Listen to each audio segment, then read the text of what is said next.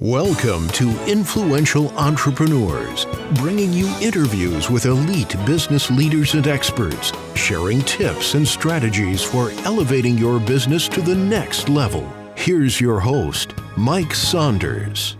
Hello and welcome to this episode of Influential Entrepreneurs. This is Mike Saunders, the Authority Positioning Coach. Today we have with us John Foong, who's the Chief Revenue Officer at Domain. John, welcome to the program. Hey, thanks so much, Mike. It's a pleasure to be here. Yeah, I want to hear all about what you do and how you serve your clients, but let's start first with your story and background and how did you get into the industry? Sure. Well, I'm calling from Australia, so good day. I guess I'm in the industry in two ways. When I was 18, I started property investing, so that was almost 3 decades ago now. And so I've been a pretty material property investor. Whatever opportunity I get, I invest what I can into the property market and to a lesser extent the stock market. So that's been happening pretty much my whole life, ever since I started earning income. And even though for most of my life I didn't work in the property industry, I was at Google for 13 years, I was at Uber for a few years, I did my MBA and things like that. For about 2 years now, I've been the Chief Revenue Officer at a company called Domain, which is one of the largest real estate portals in Australasia. So it's like a Zillow or a Redfin. Except we serve Australia and New Zealand. So that's my day job, and I'm responsible for our relationships with real estate agents, and I lead our sales group here. I think that's really interesting is how you relate it to like a Zillow and things like that. And it really is, or let me just ask you this question. Does that take it out of the hands of like the institutions and put some of the power back in the hands of maybe the consumer? Does it give some tools to the consumer that they can access to make them feel like they're a little bit more part of the process? I think it's very similar to how you would use Zillow or Redfin in the US. That's the great thing about how, I guess, the combination of technology, phones like the iPhone and Android, it has democratized the real estate buying process. It's meant that in the palm of your hand, you could have information that previously only real estate agents got, and you're able to search and favorite and share properties in a matter of seconds. So that part's really cool. And yeah, I don't think it disintermediates the real estate agent. I think they've become more important than ever, what allows people, whether you're buying or selling, to be more educated than ever, I think.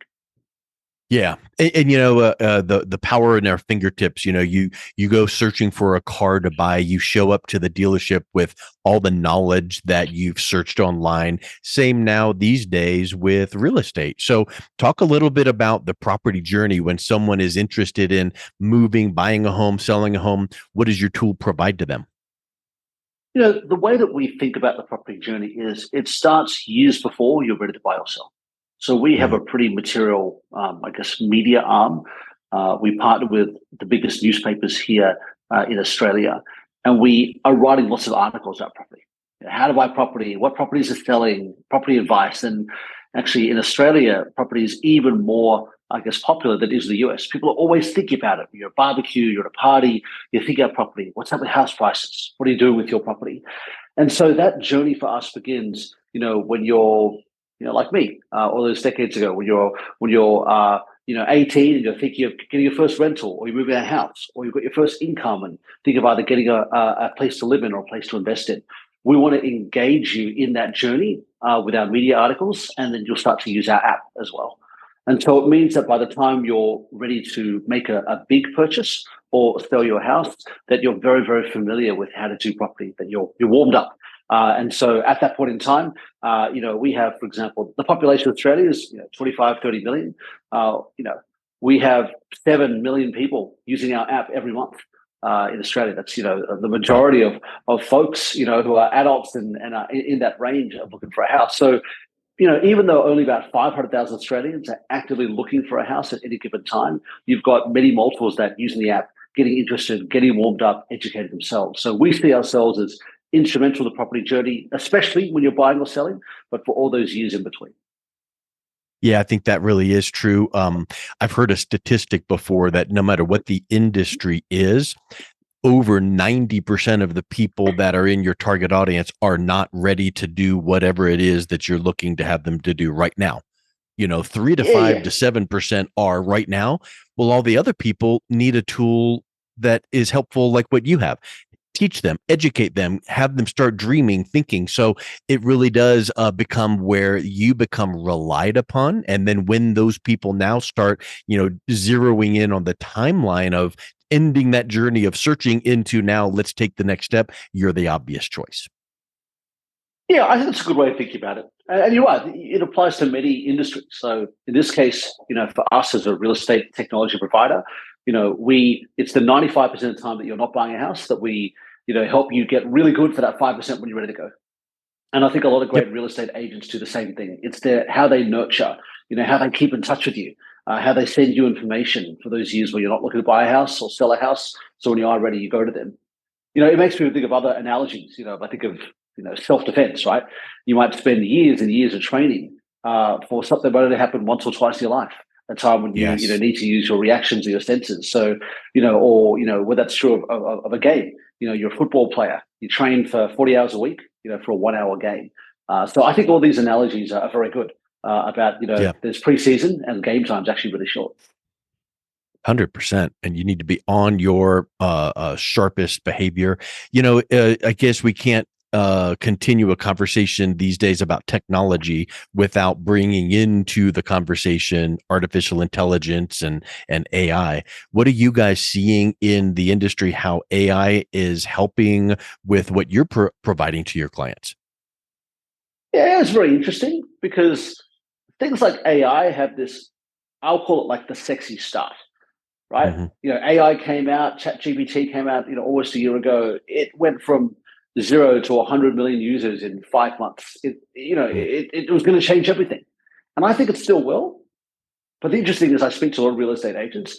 I would say for 99% of them, it has changed very little about their daily workflow. It's changed very little, right? They go still doing the same thing fundamentally. Maybe they visit ChatGPT every now and then and put something in there and have a play. But for 99% of them, they're doing the same thing 12 months ago as they are now. But I would say a few things about that. AI is already changing things in small ways. Right? So, whether you're a Google, for example, you've already been using AI for 10 years, trying to make natural language queries better. For us, we're exploring how we use AI to make our app better. Right now, if you want to go look for a property, you put in parameters, you press search, you get served a bunch of stuff, a bunch of properties in that area that meet the criteria. It's a good result. It's predictable, it's fast. But AI can do some cool things like try and figure out your intent based on the words you're using and based on your past behavior to serve you properties that you might actually really need but not be looking for. Maybe in different areas, maybe outside your normal search terms, but using your intent to generate properties that would be interesting for you. So again, has that come to the market? No, but companies like ours and our competitors are working on it. And I think the cool thing about AI is I'll always compare it to the iPhone. When the iPhone came out in 2007, people thought, oh my goodness, people literally called it the Jesus phone. This is going to change everything, right? This is going to be how, everything happens. And for 1% of people, it did. They were totally with the iPhone, with the smartphone. But for 99% of people, it didn't. It was only a few years later that you got truly game-changing things that the iPhone made possible. Like, Uber, where I used to work. Uber would not have been possible without the smartphone, without the iPhone. It's something that truly could not have been done without an iPhone. But it took 3 or 4 years to actually get all the pieces in place. People know how to use it. People to make the most of the combination of GPS and, a really great user interface and user ratings and their trust. And I think it's going to be the same with AI, even though generative AI really took off less than 12 months ago. And there's a cool part about it. And 1% of people have started to get on the bandwagon. It's only in a few years' time that you'll see things that were truly undoable before generative AI came about and used by the majority of the population, not just a small niche. Yeah, I think you're exactly right. I love that iPhone analogy because every iteration is bigger and better. And when you're smart, you are delivering to your consumers what they didn't even know that they needed. When a feature comes out, like maybe even on your platform, it's like, I had no clue that I really needed to have this in my search for real estate, but wow, I'm glad that this came out. So you need to, let's use that, another analogy of, you've probably heard Wayne Gretzky hockey's that quote that says, I skate where the puck is headed. Well, John needs to know where the industry is headed and to be right there so that when consumers are in the need of this feature, this request, this opportunity regarding searching for real estate, that your platform is already working on it. Oh, wait, maybe repeat the question. I didn't fully understand where you're going with that question. Oh, it was not even a question. It was just a point to say you guys are already in the sense of providing your technology so that when people are in the need for a new way to search, that here comes this feature you're already working on and they didn't even know that they had it.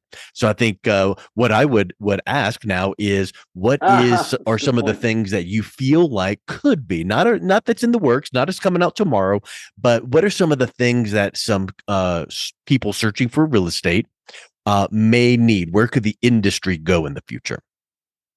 I think it's a great point. It reminds me of that Henry Ford quote.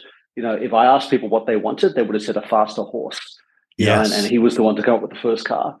I think for us with real estate, it's a very interesting industry because a lot of predictions have been made about the demise of real estate agents or how things such as technology would change real estate like it did travel. You travel. A generation ago, all travel was booked through a travel agent. And now very, very little. And even when you book through a travel agent, it's often through an automated self-serve, interface. We now just do it themselves. But real estate's very different. You're not transacting, most people, real estate every day. Real estate is something you might transact 10 times your whole lifetime, talking potentially millions of dollars. It requires a lot of trust, a lot of hand-holding. It's a scary process. And I think a lot of success in the real estate industry, whether you're an investor, a real estate agent, or a broker or whatever, comes from bringing and building confidence in a process that's very scary. If you are able to hold someone's hand when they're selling the house that they spent the last 20 or 30 years in, and they want to get the best price for it and give that money to their children, or they're worried about their retirement, it's a scary process. And if you can hold their hand and say, hey, here's how I'm going to make your house sell at the best possible price. Here's how I'm going to attract the most relevant buyers, to your cause. Here's how I'm going to help you feel like you have someone to turn to, get your questions answered, hold your hand during this process. Those are the real estate agents who are going to get a disproportionate share of the market. And I think that's what we are trying to do from a technology point of view. We're trying to provide both people selling and buying their houses with help, but we're trying to help the people like these real estate agents who are also helping those end customers. And a lot of that is through providing great data. A lot of that's through providing technology that helps them only do what they can do and technology to automate as much as possible. And then, of course, to now use things such as AI to provide insights and recommendations so they can help give their customers great advice and build their customers and confidence in the buying or selling process. Yep. John, you mentioned a couple of points in your past. What would you pick as a couple of milestones in your professional past where you learned some lessons that prepared you for what you guys are doing right now? I grew up in Australia. I spent my teenage, my birth and teenage and early 20s here, and then I spent about 17 years traveling the world, half the time in Europe, half the time in the US. I think the most formative milestone for me was when I was about 16. I made a decision, which didn't end up eventually. But that decision was I felt really called not to be in the business world, but to be in the nonprofit world. I was, doing a lot of volunteering at my church at the time. I really wanted to serve, God and serve other people in a really meaningful way. And for me, that was a very pivotal decision because it started to change how I think about my life. And my life was like, I'm going to get lots of money or I want to achieve all these things. I mean, those things, I guess I've always thought of as well. But I began to think of my life in terms of servant leadership. What can I do in order to best serve others? What can I do to have the most impact on the most amount of people in whatever field that ends up being? And the reason why that at the age of 16, that was really important was it started to form my decisions. It started to make me prioritize schools of leadership. So I decided to go to college and study a degree in technology and leadership. I decided to take a job as a consultant where the big selling point was a company called McKinsey, where they build themselves as a CEO factory. They will teach you general leadership skills that you can use. I decided to go for an MBA program because those are really leadership schools, trying to teach you how to be a leader. I decided to take on a management job at Google. This is almost 20 years ago, because their billing was, we'll help you be a leader. And for me, that decision at the age of 16 really helped shape the decisions I made in the rest of my life to try and what Malcolm Gladwell calls like get your 10,000 hours up. How can I get 10,000 hours of leadership? 10,000 hours is the amount of time that you need to invest in something, whether it's leading or sport or a skill, to get really, really good at it. And I guess I was lucky that, through a lot of my experience in my childhood, that became a priority for me. And so I just worked at it and worked at it and worked at it. And, I think for now, my perception of where I'm going to end up is always changing. I was convinced I'd be a pastor in a church by now. I'd be running a nonprofit or doing something like that. Still, I'm investing, I'm in business. I get to, lead 500 people in this really cool company, working on something really important, and who knows what happens next. But I think for me, that was the biggest milestone, which led to all these other milestones, which culminated around shaping my leadership journey. I love it. I think that is just spectacular, John. Well, if someone is interested in learning more about you and your journey and your tool and helping with their real estate journey, what is the best way they can learn more and also reach out and connect with you? Sure. Best way to get me is on LinkedIn. I'm on LinkedIn a lot. I love reading about other people's professional stories and the lessons there. So just look for LinkedIn. There's only one or two of me in Australia. John Foong, Foong, and the company I work for is Domain. So you'll find me soon enough on LinkedIn. If you're interested or working in Australian property, you would have heard of us, domain.com.au. We're one of the largest real estate companies in Australasia. And our property is domain.com.au/research is where you can see all our white papers where we talk about a lot of these things, or our main portal is there as well. Excellent. Well, John, thank you so much for coming on. It's been a real pleasure talking with you today. I know it's Mike. It's great to thank you for your service. I think you do a wonderful job trying to elevate leaders in the industry and help people lead themselves and their families, particularly in a financial sense, but much broader as well. So thanks for your service, and a pleasure to speak to you. Thank you so much. You've been listening to Influential Entrepreneurs with Mike Saunders. To learn more about the resources mentioned on today's show or listen to past episodes, visit www.influentialentrepreneurssradio.com.